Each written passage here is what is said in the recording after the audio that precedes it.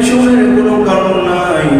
কেননা গুনাহ যখন করেন, গুনাহ করার পরে যখন বান্দার অনুভূতি হয়, তাই আমি কি করলাম, দুনিয়ায় বসে আমি কতবার একটা মারাত্মক গুনাহ করে ফেলেছি, আমি মাপ পাবো কিনা, আমি মনে হয় ধ্বংস হয়ে গেলাম। বান্দা, এই অনুভূতিটা নিয়ে আপনি যখন আল্লাহ রাব্বুল আলামিনের নিকট ফিরে যাবেন, আল্লাহ রাব্বুল আলামিন বলেন, লা তাকনাতু মির রাহমাতিল্লাহ, এই বান্দা আমার রহমত থেকে নৈরাশ্বাস না।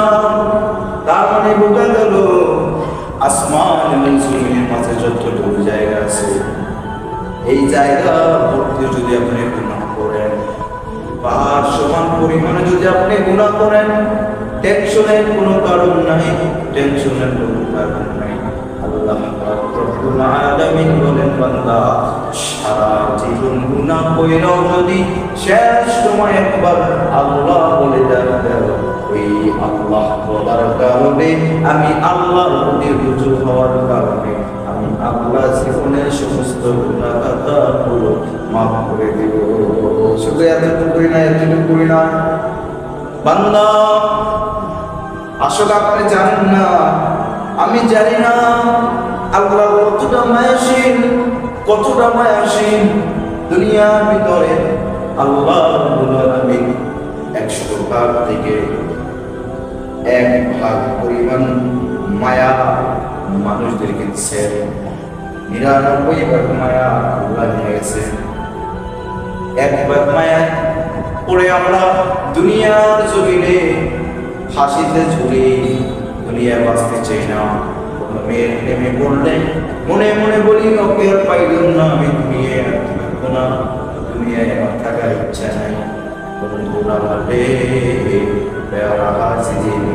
এইটা আমরা দুনিয়ায় বসে বুঝি, কিন্তু যখন মাস যদি ছেলে মারা যায়, বলেন হাদিসে ভিতরে নবী বলছেন, স্ত্রীদের জন্য মায়ের জন্য বিশেষ করে কবরের নিকট যাওয়া যায়।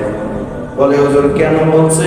হুজুর এই জন্য বলছে, বলার কারণ হলো দুনিয়ার সমস্ত মানুষ কবরের নিকট যাইয়া তার সন্তান, তার ছেলে, তার ভাই, তার বাবাকে দুনিয়ার জমিনে নিচে দাফন করতে পারবে।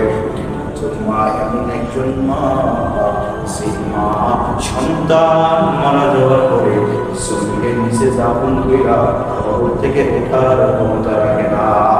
কারণ কি জানেন? মা ওই মায়ের মায়া কেন? ওই মা জমিনের ভিতরে, কবরের ভিতরে ছেলের সাথে মেয়ে ছেলে শুয়ে যায়। কারণ আমি দুনিয়ায় থাকতে চাই না রে, আমি কবরে আমার সন্তানের সাথে ঘুমোতে চাই। এই জন্য মায়ের দিকে কবরের কথা শেষ করা হয়েছে। আমার বন্ধুরা, আমার আল্লাহ পাক রব্বুল আলামিনের কতটা মায়া, এই 99 ভাগ থেকে 1 ভাগ মায়া পাইয়া যদি এতগুলো কাজ করা হয়, বলে 99 ভাগ মায়া যে আল্লাহর ভিতরে, ওই আল্লাহরে হাজার পরিমাণ গুনাহ করার পরে যদি একবার আল্লাহ বলে ডাকা যায়, আমার আল্লাহ নিশ্চিত যদি আপনি খাঁটি দিলে আল্লাহ রাব্বুল আলামিনের দিকে রুজু হন এবং দোয়া করেন, আমি নিশ্চিত গ্যারান্টি দিয়ে বলতে পারি, ওই গুনাহ যদি আপনি না করেন, আপনি সাহাবাদের অনুসরণ করবেন, আপনি নবীকে মানবেন, আল্লাহকে মানবেন, আর আপনার জন্য প্রস্তুত করা হয়েছে আল্লাহ রাব্বুল আলামিনের সেই কাঙ্ক্ষিত আমাদের জান্নাত, এই জান্নাতের ভিতরে আমরা সকলে মিলে একসাথে থাকবো।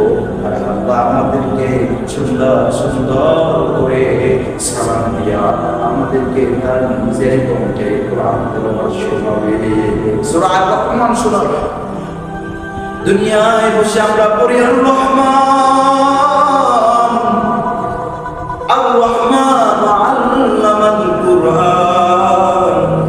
আল্লাহ কিয়ামতের ময়দানে জান্নাতের ভিতরে আল্লাহ বলবেন, বান্দারে দুনিয়ায় বসে শুধু রহমান রহমান রহমান করছো, সেই রহমানকে জানো ওই রহমানকে চাও আল্লাহ নিজের দিক ইঙ্গিত করে শুনলাম মধুর কণ্ঠে আল্লাহ সেই কণ্ঠে কণ্ঠে তেলাওয়াত করবে আনার রহমান